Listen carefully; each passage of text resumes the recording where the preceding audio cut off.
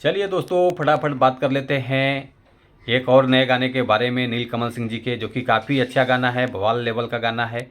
और गाने का टाइटल सॉन्ग मैं आप लोगों को बता देता हूँ, फिल्म के हीरोइन। तो आज हम इसी गाने के बारे में आप लोगों से कुछ नई बातें करने वाले हैं, तो आप लोग वीडियो को लास्ट तक देखते रहें।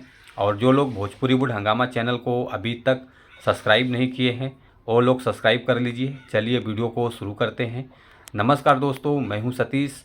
आज मैं जिस गाने के बारे में आप लोगों से बात कर रहा हूँ, फाइनली ये गाना रिलीज हो चुका है।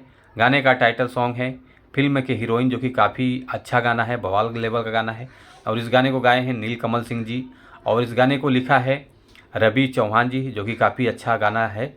और उसके बाद इस गाने के म्यूजिक डायरेक्टर में जयदीप वर्मा जी हैं, उनके हाथ से बना हुआ ये म्यूजिक है, काफ़ी अच्छा है म्यूजिक।